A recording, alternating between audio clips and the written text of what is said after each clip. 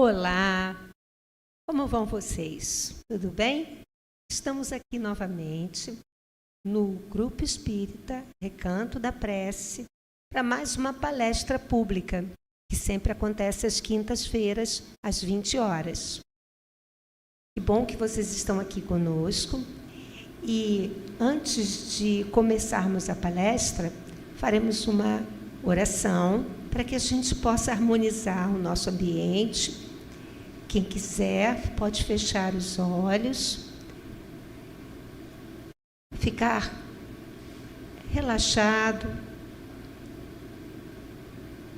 e pensando de uma forma bem simples, bem singela, no nosso Mestre. E vamos começar a oração. Pai querido, obrigado, muito obrigado, pela oportunidade que temos hoje de estarmos aqui reunidos para escutar um palestrante falando sobre mais um assunto, mais uma consideração a respeito dos ensinamentos de nosso Mestre. Que nós possamos absorver todas essas informações, mas também todo esse sentimento que é transmitido durante a palestra. E que a gente possa, dessa forma, nos sentirmos mais acolhidos, cuidados, que a gente também possa transmitir ao nosso redor, dentro do nosso trabalho, nos lugares que a gente frequenta, na nossa casa, essas mensagens que vamos escutar hoje. Que nós possamos ter uma palestra muito, muito proveitosa e que, depois dela, a gente se sinta um pouco melhor, um pouco mais cuidado. Graças a Deus. Então, hoje nós vamos estar aqui com o nosso amigo Oscar Martins. Ele é trabalhador aqui do Grupo Espírita Recanto da Prece. E hoje, Oscar vai nos falar, o tema é Jesus na jornada do Espírito. Por favor, Oscar, fique à vontade.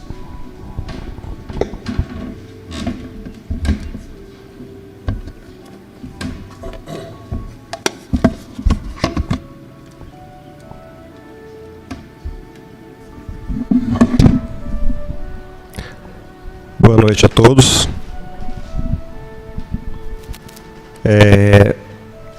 Em primeiro lugar, gratidão imensa a vocês todos que estão aqui, encarnados e desencarnados, né, os que tiverem paciência para estar com a gente aqui hoje, um dia de chuva, muita chuva aqui no Rio, raios e trovões à vontade, para todos os gostos, para a gente não ter reclamação, né, de que não chove no Rio. Agora está chovendo com vontade, né?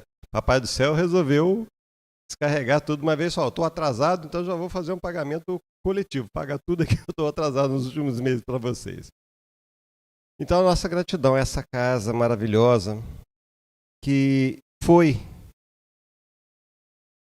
a pedra angular da minha vida, que me ajudou a afirmar a espiritualidade, o espiritismo, né, nessa jornada, mas que principalmente me ajudou a mudar completamente os rumos da minha vida e compreender o quão é necessário que a gente caminhe. Mas a respeito de caminhar, fica uma coisa interessante. Alguém já tentou pensar para caminhar? Tipo assim, pensar mesmo, pé direito, pé esquerdo, pé direito. Ou pensar para respirar. Uma vez eu tentei pensar para respirar, perdi o controle, perdi a respiração, fiquei caçando o ar depois disso. É horrível, né? É que nem aquela história do centopeia. Como é que você consegue andar com tantos pés? Aí depois que o centopeia parou de pensar, nunca mais conseguiu andar direito, porque toda hora tropeçava nos próprios pés.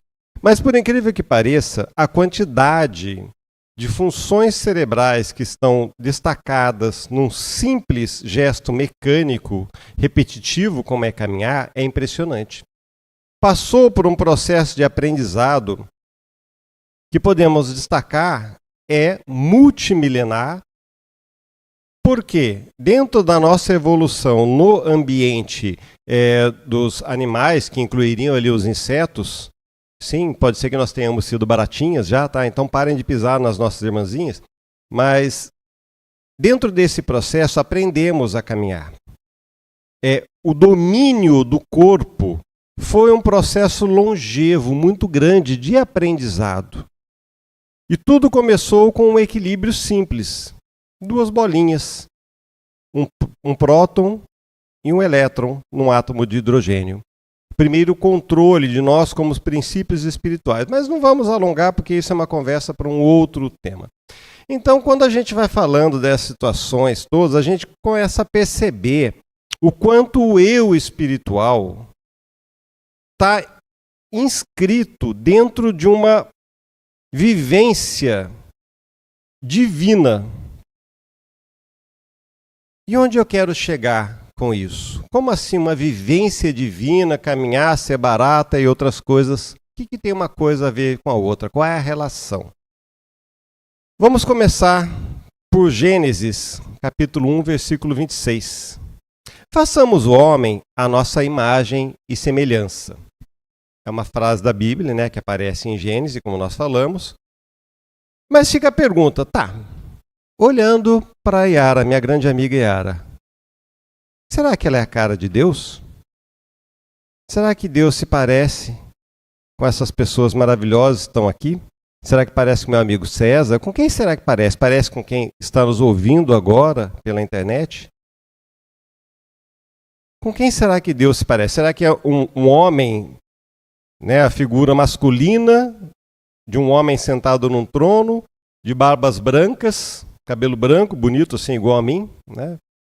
O problema é que a gente tem essa visão ainda inscrita no nosso subconsciente e no nosso inconsciente, muitas vezes.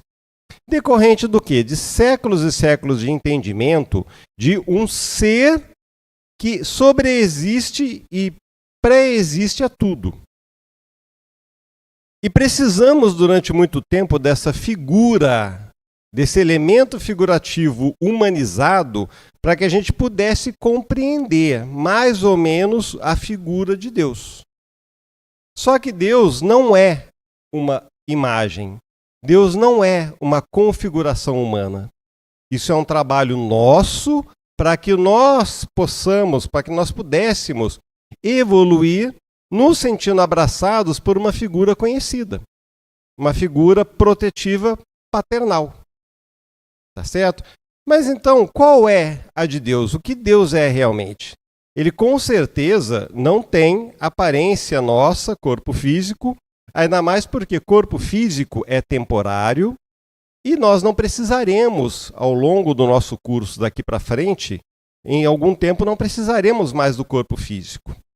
Teremos matéria, estaremos ligados, ainda teremos perispírito, tudo bem, mas não precisaremos mais reencarnar. Então, qual é a essência de Deus, afinal de contas?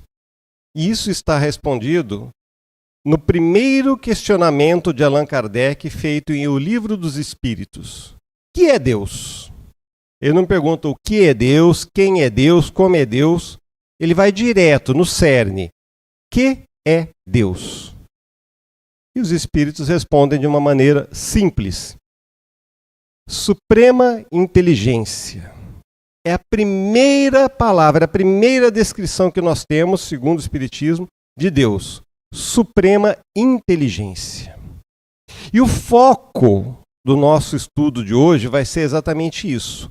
Quem somos nós para querer falar sobre a inteligência de Deus? Mas nós somos faíscas da inteligência de Deus. Somos criaturas com inteligência, com a nossa própria inteligência, o nosso próprio desenvolvimento, que é a essência do que somos. Somos espíritos? Somos. Mas sem inteligência, na verdade, não somos nada, não somos ninguém. A semelhança nossa com Deus está, então, na inteligência? Sim, com certeza. a gente vai ver ao longo desse estudo que todos os atributos de Deus, todos, são correlacionados e, de certa forma, oriundos, enraizados na própria inteligência. A bondade é inteligência? A bondade é fruto da inteligência, sim. É uma questão de inteligência ser bom. É uma questão de inteligência a encarnação. É uma questão de inteligência a imortalidade do espírito. Outras formas que pudéssemos imaginar não seriam frutíferas. Não dariam os frutos que Deus pretendia para nós como criaturas. Então a gente vai acompanhando devagarzinho e procurando entender essa questão da inteligência e principalmente de Jesus com relação a essa inteligência. Como que ele nos ajudou? Qual foi o caminho que Jesus nos colocou dentro da perspectiva da ótica e inteligência para a nossa própria evolução? Porque é como andar. É como eu puxei lá no comecinho. Se a gente não tiver a inteligência, não tiver a capacidade de raciocinar, de pensar, de fazer acontecer, então não somos nada. Nós não vamos evoluir, não vamos ter continuidade. E daí disso já parte o princípio da necessidade da própria imortalidade. Porque afinal de contas, vamos pensar assim, de que adianta criar algo que tem fim?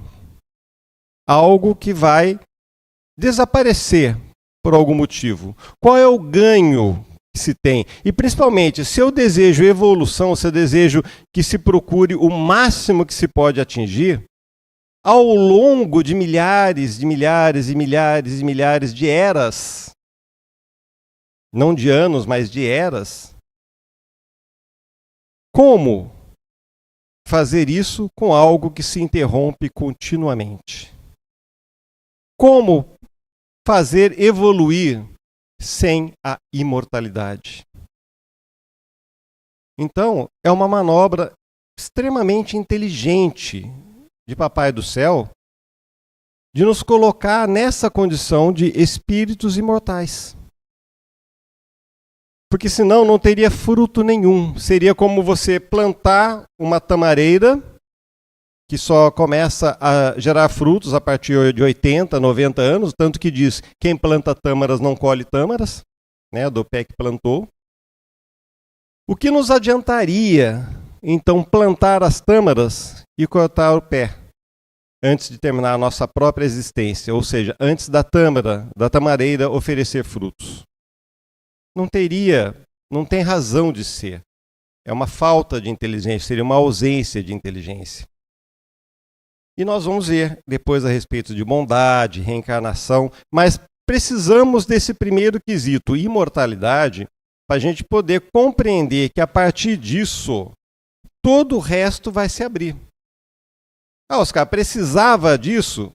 Precisava porque a nossa cabeça não dá para raciocinar com todas as variantes funcionando, todas as variantes ligadas. É que nem falar sobre Deus. Falar sobre inteligência de Deus, legal, conseguimos. Falar sobre a bondade de Deus, legal, conseguimos. Justiça de Deus, conseguimos ter nuances, pequenos lances de raciocínio a respeito disso. Mas se nós formos colocar tudo e compreender como a cabeça de Deus funciona, cada coisa pesando a sua bondade, a sua justiça, tudo ao mesmo tempo, na perfeição que é Deus, tudo isso se misturando e uma coisa interagindo com a outra, como que a gente vai poder equacionar na nossa cabeça limitada todo esse complexo de coisas atuando ao mesmo tempo? Seria como a gente fazer um bolo. Coloquei açúcar? Coloquei o açúcar. Coloquei a farinha? Coloquei a farinha. Margarina? Margarina. Tudo certinho, tudo certinho. Vamos bater, vamos bater. A partir de agora, bateu, misturou tudo. E agora, o que está acontecendo? O que a farinha está fazendo nesse momento? Mas espera aí, a farinha depende da manteiga que eu coloquei. Mas a manteiga vai depender do leite, que vai depender do ovo, que vai depender do fermento. O que está acontecendo agora? Não dá para a gente raciocinar todo o processo Porque é muita coisa em efervescência ao mesmo tempo. Então a gente separa os atributos de Deus, os atributos divinos, para a gente poder ter uma compreensão mínima do que somos nós mesmos. Da nossa própria bondade, da nossa própria inteligência, do porquê somos imortais, do porquê necessitamos das tribulações da vida, do porquê muitas vezes nos perguntamos sobre possíveis injustiças que levam muitas pessoas ao ateísmo. Porque ao ler um livro que de uma capa a outra tem pessoas se matando e um Jesus falando de vida eterna, de amor, de felicidade eterna, não fecha, a conta não coaduna, porque a visão de ser uma coisa única não existe. É uma divisão de eras, é a aproximação do homem com Deus. É um ser primitivo de 5, 6 mil anos antes do próprio Cristo, até a chegada do ser mais perfeito que já pisou no nosso planeta, que foi Jesus. E essa aproximação, a gente vai vendo que existe um acréscimo de inteligência. Não só a inteligência do dia a dia, a inteligência tecnológica, mas, acima de tudo, a inteligência de se viver, inteligência emocional, inteligência espiritual, outras formas tantas de inteligência que nós temos e muitas vezes ainda nem ouvimos falar, nem chegamos ao ponto de estudar. Então houve um acréscimo, um enriquecimento cognitivo e intelectual que foi a característica da nossa mudança, da nossa evolução. Então, quando nós falamos fazer o homem a nossa imagem e semelhança, é exatamente isso, é fazer-nos inteligentes, de formas a podermos analisar a bondade não como uma obrigação que Deus nos pede, como um processo evolutivo que nos é determinado, mas, acima de tudo, como um processo inteligente que visa a nossa própria evolução. Tá certo? Então, somos a imagem e semelhança de Deus? Sim. Se formos pegar da primeira pergunta do Livro dos Espíritos, então nós somos realmente a própria essência intelectualizada. E sem inteligência, sem a nossa capacidade de pensamento, nada do que o Deus planejou para nós se cumpriria. Então somos a imagem e semelhança de Deus, mas uma das nossas principais vertentes, uma das espinhas dorsais, é realmente a nossa capacidade de pensar, de analisar, de juntar fatos, de desenvolver, de sermos mais. E mais importante que isso, é um evento que é eterno. Eterno no sentido de que daqui para frente, nós nunca mais pararemos a evolução. De quando iniciamos como pequenos átomos, dali para frente até agora, não tem mais fim. Quase que eu compartilhei com o Charles, que eu vi que ele quase bebeu da minha água. Mas tudo bem. No fim seria até engraçado. A pessoa mostra o gato bebendo no meu copo, depois eu vou lá bebo. Tudo bem, são coisas da vida. O Charles é acima de qualquer suspeita. Quer dizer, não sei. Né? Então, o computador deu um pequeno pausa aqui. Então a gente vai ver que tanto a inteligência, que é o objeto de nosso estudo, quanto os demais atributos e virtudes interferem uns nos outros. Mas a bondade é nada sem inteligência.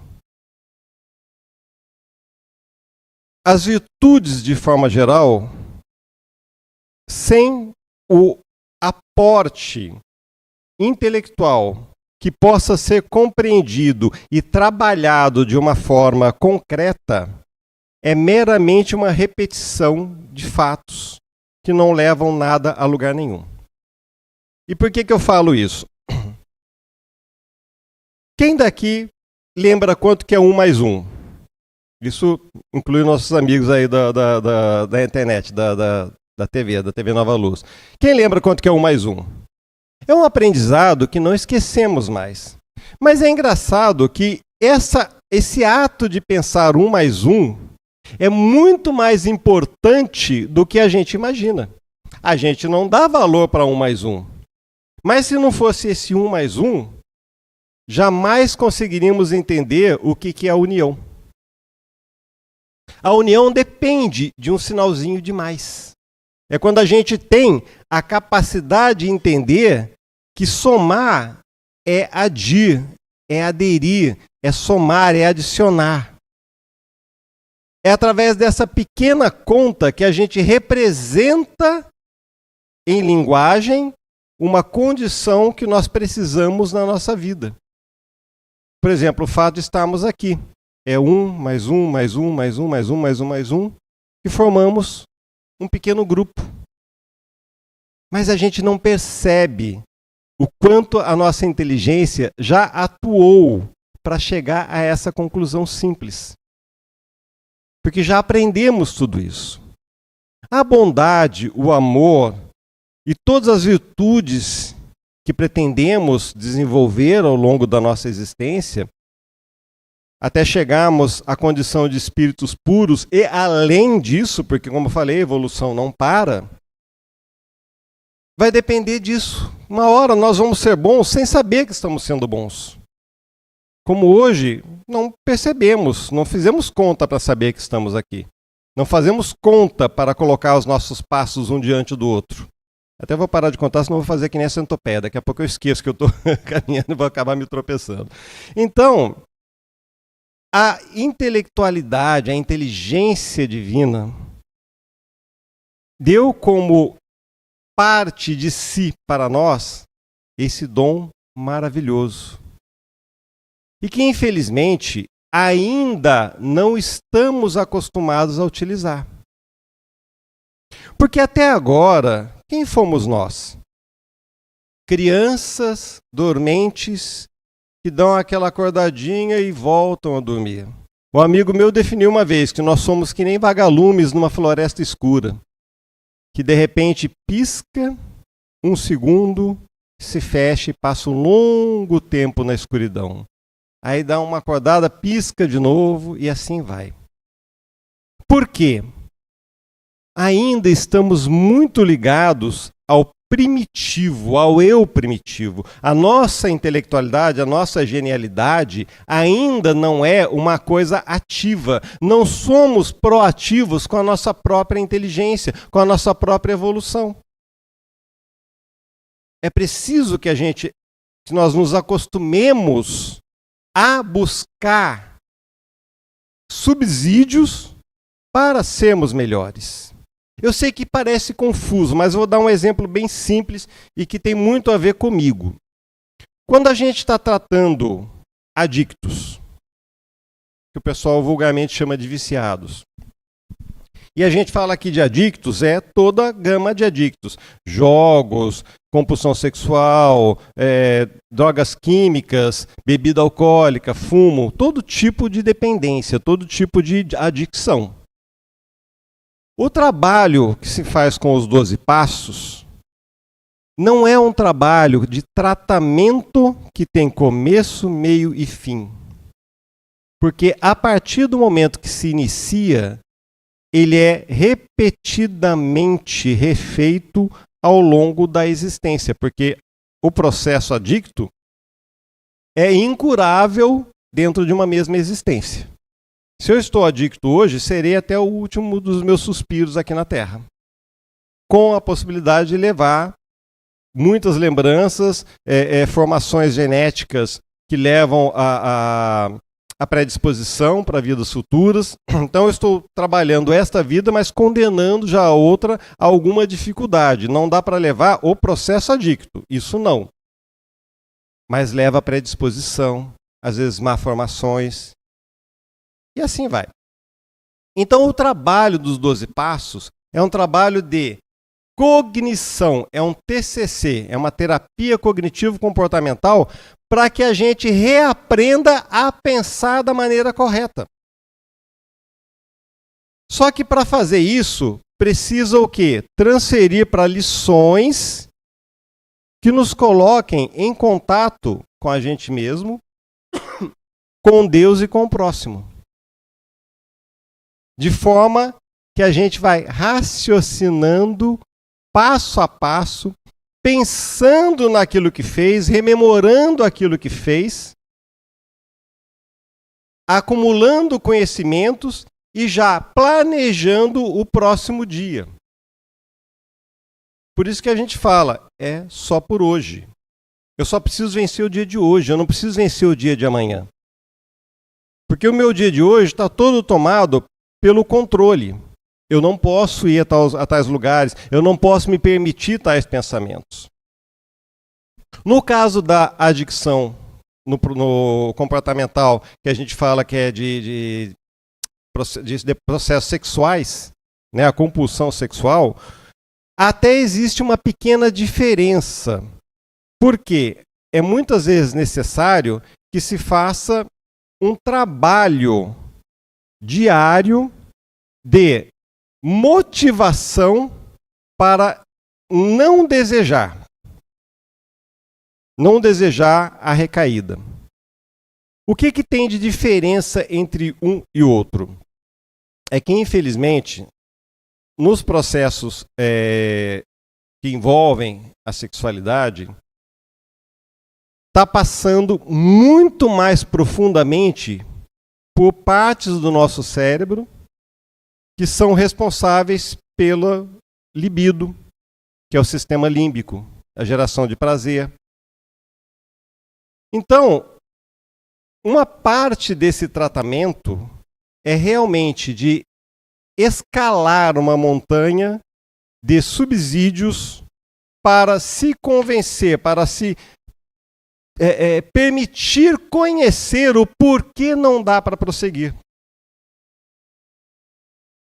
Porque os pensamentos intrusivos, para quem usa droga, por exemplo, podem vir de uma discussão, podem vir de um evento pior com pais, de visitar um lugar que frequentava na época do processo, na época da ativa. Mas o processo sexual não. Porque muitas vezes ele dá o start pelo que a gente vê na rua. Como é que a gente vai fugir de ver, sei lá, uma pessoa do sexo oposto pelas ruas? Então, todos os dias é necessário que se crie um trabalho de inteligência para vencer muitos e muitos anos, às vezes vidas e vidas a fio, direcionadas para uma forma só de pensamento, que é o uso incorreto do intelecto, que é o uso numa direção que não leva a nada. É o filho pródigo se afastando da casa do pai. Essa é a história do filho pródigo, é quando a gente entra numa sintonia que vai nos arrastando cada vez mais para o instinto, até que uma hora a gente está se alimentando do próprio instinto, comendo as bolotas que dão para os porcos, que é a significação da perversidade, da sexualidade transviada, de todas as condições imundas do ser humano. É a representação de porcos para os judeus. Então, muitas vezes, quando a gente vê porcos na Bíblia, não são necessariamente os bichos, porque eles nem criavam porcos, porque são considerados animais imundos. Mas se fala da imundície humana. E é essa aproximação, esse caminho. Aí a gente precisa fazer o quê? O caminho de volta. Só que a gente foi no instinto, a gente foi se deixando levar por aquilo que a gente buscava de uma forma profunda, que é o prazer. Mas acaba retornando descalço. Os pés machucados, os joelhos machucados, sem dinheiro. Foi como o filho pródigo voltou. É preciso voltar nu. Porque qualquer coisa que se traga da vida antiga se perde, faz a gente se perder no caminho, faz a gente lembrar do que a gente buscou durante muitos anos, até a gente sair completamente dessa sintonia e ter a percepção clara, consciente de que aquilo não faz parte do eu espiritual. Faz parte de um desvio, de um caminho, de uma curva que eu fiz errado em algum momento, de um retorno que eu não deveria ter feito. Então a gente percebe que a intelectualidade, que a parte pensamento, é tudo. Tanto que a gente fala em forma-pensamento, que é a criação. O planeta é uma forma-pensamento, Abel, né, podemos dizer. É uma forma-pensamento sustentada por espíritos de escola, espíritos muito evoluídos.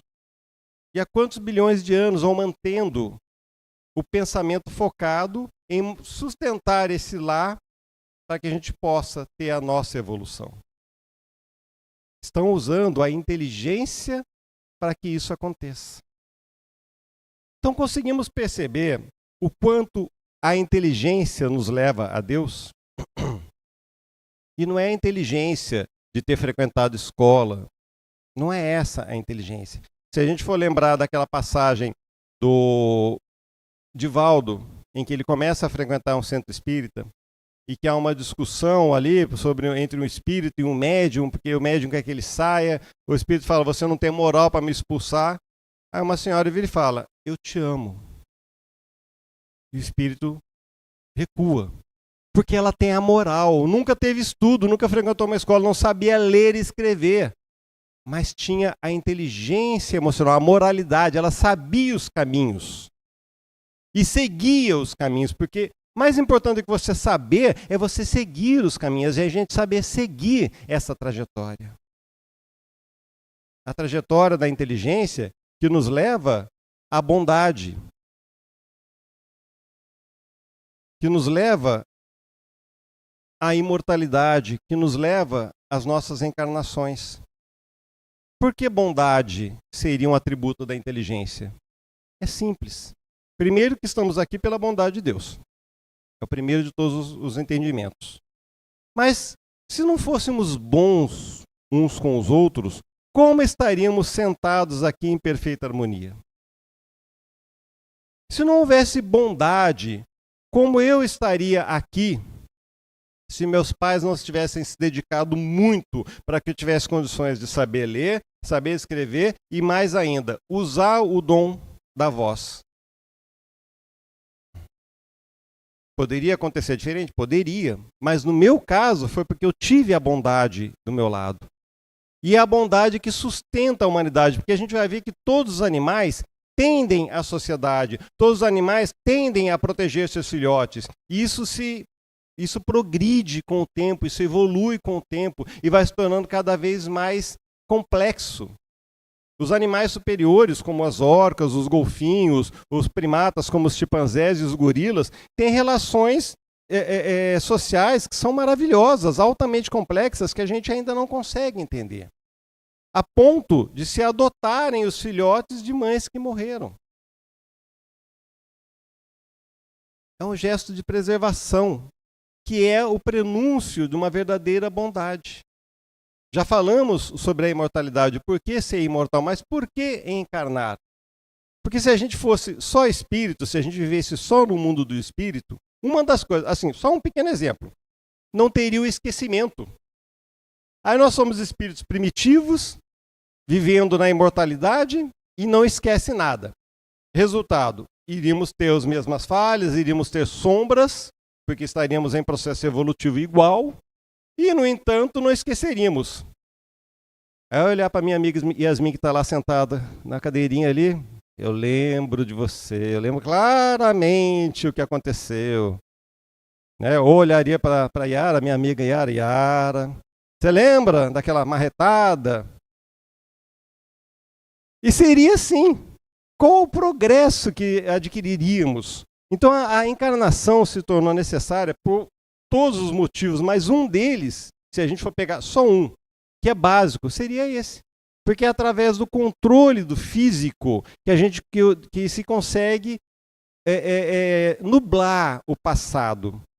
Através da parte física que se consegue obstruir, impor o esquecimento, que depois a gente acaba tendo também no plano espiritual, para que não houvesse exatamente o quê? Essas desavenças que impediriam o nosso avanço. Ficaríamos com a mente ligada, né, na imortalidade, ficaríamos guardando coisas para o resto da vida e ficaríamos remoendo quantos séculos? Já ficamos séculos remoendo, ficamos séculos na vingança. Já pensou se a gente ainda, né, parasse não parasse nunca de pensar a respeito? Aí seriam milênios e milênios a respeito. Mas enfim, já quase caminhando, nosso tempo hoje está voando, já quase caminhando para o nosso final, aí a gente vai perguntar, tá, mas e o Cristo? Afinal de contas, você veio para falar dele. O Cristo, ele veio catalisar o eu espiritual inteligente na capacidade de ser muito mais, sermos muito mais. Estávamos prontos para iniciar uma jornada para fora do primitivismo que nos marcava naquela época em que ele esteve entre nós. Era uma época muito propícia, porque havia o espaço, havia a oportunidade, mas não éramos desenvolvidos o suficiente para ficarmos questionando, racionalizando a própria inteligência que Cristo nos trazia. Porque, eu digo de coração, se fosse hoje, mesmo já tendo Cristo passado por aqui, já acontece. Mas se fosse hoje que Cristo resolvesse chegar, o Sermão do Monte seria duplicado, alterado, colocado de acordo com o gosto de cada religião, com o gosto de cada entendimento. O Sermão do Monte, que é talvez talvez a pérola mais rica, né? Tanto que Gandhi é atribuído a ele, né? Que ele falou: se toda a literatura católica, toda a literatura cristã, aliás, se perdesse, e não se perdesse o Sermão do Monte, todo o conhecimento se esvaísse, mas não perdesse o Sermão do Monte, nada teria perdido. Porque o Sermão do Monte, ele tem características tão superiores que cada um daqueles parágrafos, cada um daqueles pensamentos, daquelas virtudes que Jesus coloca, mexe com um determinado chakra, com um determinado centro de energia com mais intensidade. E nos obriga a raciocinar constantemente sobre quem somos, de onde viemos, para onde vamos e o que queremos. É uma questão da gente parar para pensar, para pesquisar, para buscar, como eu falei, o crescimento individual. Então, se a gente pegar, se der tempo, a gente vai pegar um por um aqui das passagens, uma por uma das passagens. Bem-aventurados os pobres de espírito, porque deles é o reino dos céus. Tá, e onde é que está a inteligência nessa passagem? A humildade é o mais lindo caminho da vida. Não dá para nos sabermos ou nos considerarmos humildes. Se a gente falar que é humilde ou pensar que é humilde, já não é mais. Se a gente pensar, eu estou no caminho da humildade, acabou tudo, volta para o zero, game over, né? Vamos começar tudo de novo. É uma questão de saber viver a vida. De ter a inteligência de saber viver a vida dia após dia, utilizando as atitudes, corrigindo pensamentos, reutilizando de uma forma emocional, de uma forma intelectual, evitando, de todas as formas, sermos o que não somos. Porque cada vez que a gente se põe naquilo que não é, a jornada errada começa. o caminho errado começa. Então a humildade é a inteligência de andar reto, de andar sóbrio, de andar tranquilo. Bem-aventurados os que choram, porque eles serão consolados.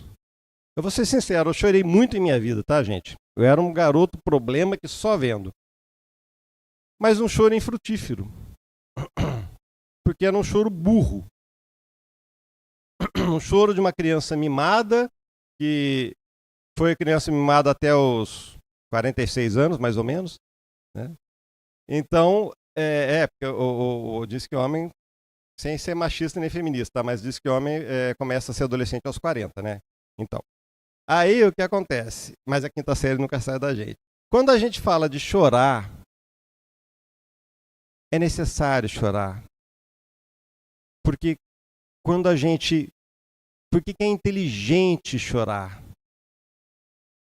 É porque a gente demonstra para nós mesmos, a gente reconhece, o choro é um reconhecimento de que existe muito mais a ser feito e que muitas vezes eu não estava preparado para enfrentar. A gente chora por muitos motivos, mas quando a gente chora por desejar o bem para nós mesmos, quando a gente chora porque muitas vezes fracassou numa coisa, num relacionamento, sabe, em ser pai, a gente chora por esse fracasso, num arrependimento sincero de quem quer retomar, de quem quer tentar de novo.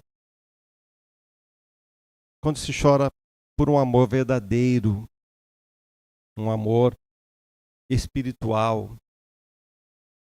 um choro às vezes de alegria, é quando a gente transcende e permite à nossa própria consciência a compreensão de que está muito além, que nós não suportamos dentro de nós aquilo. Então é necessário fazer alguma coisa, é necessário caminhar. O choro é a maravilha quando é um choro inteligente, porque é ele que nos alerta. Estou arrependido, quero fazer de novo. E buscar fazer de novo é um sinal maravilhoso de maturidade e inteligência. Bem-aventurados os mansos, porque eles herdarão a terra. Sinceramente, eu não estou lá muito interessado na terra como está hoje, não, tá, gente? Eu, sinceramente, queria mais o reino do céu, que eu ficaria mais tranquilo. Mas a mansidão é a calmaria para receber o que o mundo tem a oferecer. A mansidão é aquilo que é a inteligência de aceitar o mundo como ele é, de aceitar a evolução como ele é e principalmente nos aceitarmos como somos. Porque a nossa maior dificuldade é isso, é quem eu sou, por que eu sou assim. Eu sou assim, eu estou assim. A mansidão é essa aceitação do que eu sou, que é o que vai permitir o perdão. Que é o que vai permitir a misericórdia, que é o que vai permitir a compreensão. É uma manobra inteligentíssima, a mansidão. Porque é ela que permite, é a terra boa, que permite que tudo mais floresça e frutifique. Bem-aventurados os que têm fome e sede de justiça, porque eles serão fartos. Mas a gente tem fome e sede de justiça de quem? De que aquele político seja preso? De que aquele criminoso que cometeu um determinado seja preso? Essa é a nossa fome de justiça? Qual é a nossa fome e sede de justiça? É para nós. Quando a gente deseja que a fome e sede de justiça seja para alguém, que não seja aquele desejo, meu Deus, ajuda essa pessoa, equilibra a vida dessa pessoa, porque justiça é isso, é equilíbrio. Quando a gente deseja o mal, que a gente deseja o revanchismo, a vingança, é porque nós mesmos temos esse desequilíbrio em nós. Nós não vencemos essa chaga. Então, quando a gente tem fome e sede de justiça para a gente, Deus me equilibra, me ajuda a tirar o peso da minha sombra e transformar em luz, me dá forças para isso. Eu tenho fome e sede de justiça para mim. É a única coisa que me atormenta. é quando é para mim, porque às vezes a gente transfere para o irmão a fome e a sede de justiça que a gente não sacia na gente. Então a primeira pessoa que tem que vivenciar isso é a gente. É uma questão de pensar com clareza o que está acontecendo na minha vida. Por que eu quero para o outro uma coisa que eu não gostaria que fosse para mim? É uma questão apenas da gente parar para pensar a respeito. Bem-aventurados os misericordiosos, porque eles alcançarão misericórdia. Mas sabíamos que a misericórdia é fruto e base da inteligência? Porque ela nos liberta de nós mesmos. A misericórdia é a inteligência da gente olhar para as nossas sombras e falar, legal, tenho ali uns pezinhos, vamos resolver um por um? A disposição de resolver, de perdoarmos-nos, de termos misericórdia com a gente mesmo, é a disposição que a gente vai ter de ter misericórdia com o irmão, porque a gente vai compreender que o que para mim é um cisco no olho do meu irmão, é uma trave no meu. Mas o inverso também é verdade. Porque o cisco que eu carrego no meu olho, para aquele irmão, é uma trave. E às vezes, na misericórdia, cisco e trave desaparecem. Porque muitas vezes, quem segura a trave na frente dos nossos olhos é a nossa impiedade. É a nossa falta de amor. E o cisco que está no olho do irmão, muitas vezes a gente ajuda ele a tirar, porque tivemos a capacidade de pensar, de ir adiante e tomar a atitude mais correta. Bem-aventurados os limpos de coração, porque eles verão a Deus. Um coração puro e limpo, gente, é fruto de um trabalho árduo, tá? Não é um trabalho que você vai nascer um dia, vai aparecer um dia, vai numa encarnação qualquer, ou vai acordar e vai estar limpo. Não é. É trabalhoso, é lapidação, é raciocínio, é compreensão de si mesmo, é saber onde se escondem as baratas nos nossos corações, os ratinhos nos nossos corações, onde se escondem as cobras que nós carregamos muitas vezes em nós. O coração limpo é uma questão de trabalho, de construção, né? E não existe construção que não seja raciocinada, que não seja edificada com clareza, com organização, com ordem, né? Bem-aventurados os pacificadores, porque serão chamados filhos de Deus. Somente pode pacificar quem tem coração pacificado, quem não tem interesse no mal de um ou de outro que está na contenda. Mas é interessante pacificar o meu coração primeiro. Porque um coração em ódio é como nós falamos agora há pouco. Se eu odeio uma coisa em mim, eu vou odiar essa coisa no meu irmão, mas eu vou preferir odiar nele do que odiar em mim. Porque eu vou estar punindo ele quando, na verdade, eu busco para mim a mesma condição. Então a gente precisa ter muito cuidado. A pacificação é uma questão muito séria da gente raciocinar, da gente pensar muito a respeito de tudo, analisar todos os itens para a gente entender por que eu tenho que carregar a paz no meu coração. Porque toda forma de contenda é prejudicial, nos desequilibra e nos leva à descrença. É só juntar A mais B, fazer continha de 1 mais 2 que a gente resolve isso. Bem-aventurados que sofrem perseguição por causa da justiça, porque deles é o reino dos céus. Como falamos, justiça é equilíbrio. A gente tem que estar em equilíbrio com a vida. Isso só pode ocorrer com uma vida plena, livre, de coração puro.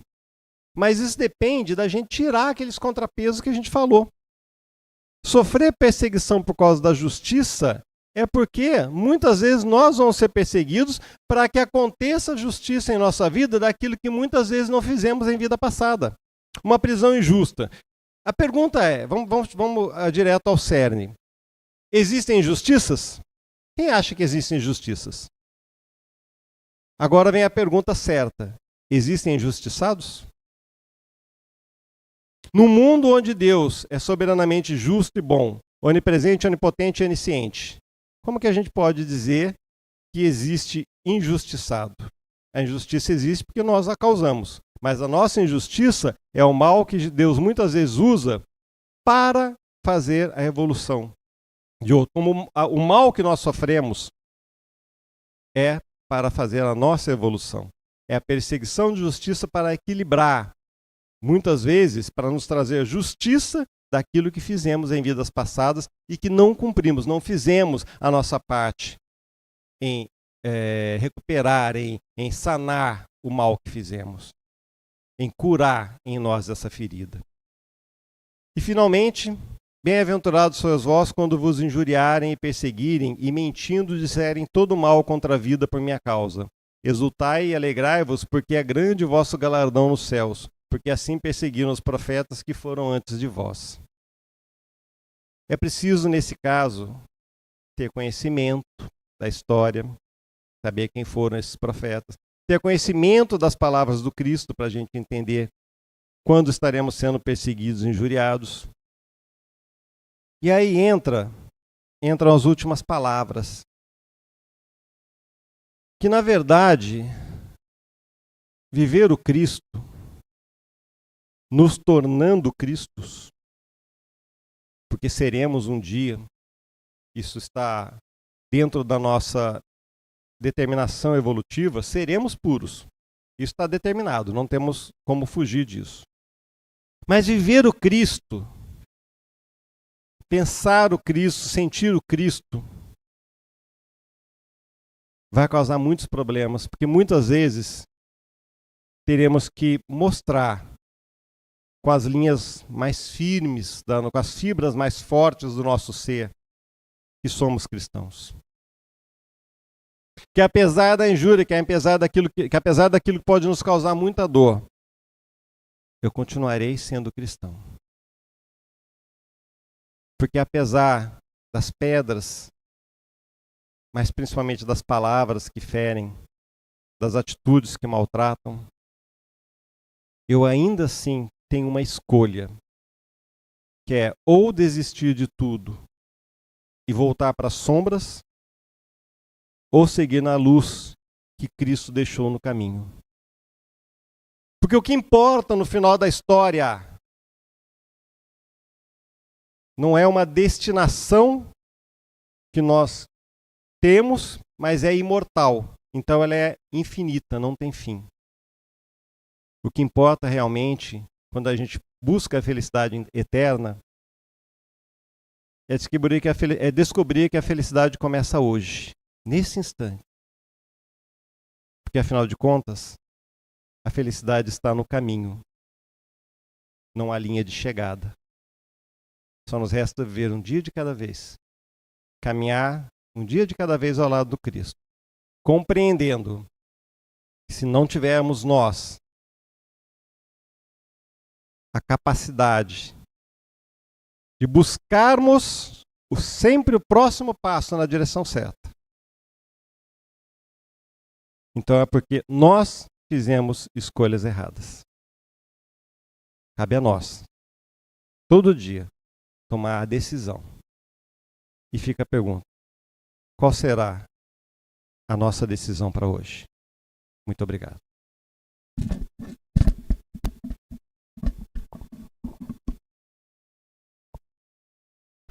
Muito obrigada.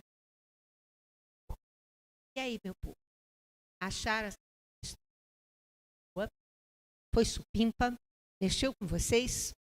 Então, se vocês gostaram, uma das primeiras coisas que a gente faz quando gosta de uma coisa é comentar, né? Isso não é fofoca, tá? É diferente. Então, a gente gostou, fala com os amigos, fala com as pessoas que a gente gosta, que a gente conhece, que a gente trabalha. Comenta com eles. Olha, eu ontem estava assistindo a TV Nova Luz e teve uma palestra, um moço chamado Oscar, que falou uns negócios tão bacanas. Estou pensando até agora nisso. Então, compartilha, fala com as pessoas, tá? É bom, a gente não fala isso quando vai ao cinema e gosta do filme, né? Ou quando viu alguma coisa na Netflix, ou seja lá onde for. Então compartilhem. E também sigam a gente, porque isso colabora para que a TV Nova Luz continue cada dia produzindo mais coisas importantes e muito boas. Coloquem um like, vai lá, bota aquela mãozinha, gostei, isso é importante. Para o YouTube, isso é importante para caramba. Então, e vai gerar pontos para a gente. Então, se liguem nisso, tá? Eu sei que às vezes eu escuto ainda assim, é tão chato, né? A gente tem que fazer um monte de coisas, eu só queria assistir. Mas é o que o mundo hoje em dia pede da gente, muitas vezes, para a gente colaborar, né, com um canal. Então, façam isso, por favor. E agora eu tenho uma novidade para contar para vocês, para antes da gente fazer a oração e acabar a palestra. Nós teremos no dia 22 de março, sem ser esse sábado, o próximo, aqui na nossa casa, nós teremos um seminário. O tema desse seminário será Kardec, Chico e você. Será feito pelo Carlos Alberto Braga, um companheiro que é lá de Belo Horizonte, Minas Gerais. E esse seminário vai acontecer, como eu falei, dia 22 de março, sábado, de 14 às 16 horas. Então, quem estiver por aqui pelo Rio, venha. Nós estamos aqui na rua Humberto de Andrade, antiga Rua da Chegada, número 57, aqui no Recreio dos Bandeirantes. Agora, poxa, Yara, eu não vou estar no Rio, eu não moro no Rio, mas vai passar na TV Nova Luz. Então, anotem, vou repetir, 22 de março, sábado, de 14 às 16 horas, o nosso seminário. Anotem isso, botem na agenda, não esqueçam. Ainda mais se vocês já tiverem com a minha idade, começa a esquecer. Então, anota tudo que não esquece, tá bom? Agora vamos para a oração. Nosso Pai, nosso orientador querido e amado, nossos amigos, mentores, protetores, mais uma vez agradecemos pela essa oportunidade linda que tivemos. Mais uma, que é a oportunidade de nos unirmos e participarmos de uma palestra que tem tanto ensinamento, tanta coisa boa para a gente ouvir de novo, pensar, metabolizar aqui nas nossas cabecinhas. E uma enorme oportunidade que temos também para sentirmos nossos corações serem tocados, sentirmos a energia de amor que vibra durante esses momentos. Podemos receber o tratamento que precisamos nesses momentos. Então, mais uma vez, tudo que nós queremos é agradecer, Pai, por tudo isso.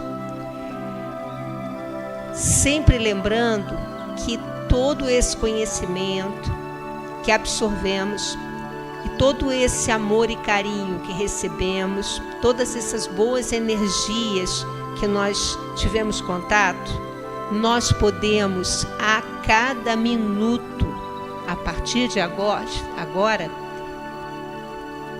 retribuir, mandar para o universo inteiro. Chegou em casa, transmite amor. Está no trabalho, transmite carinho. Está no colégio, na faculdade, transmite bondade, compreensão. Com esse exercício, nós nos tornamos pessoas muito melhores do que já somos. E é assim, o processo é assim. Então, Pai, muito obrigado. Mentores, nós agradecemos muito e nos comprometemos, sim, a continuar nesse caminho que estamos trilhando.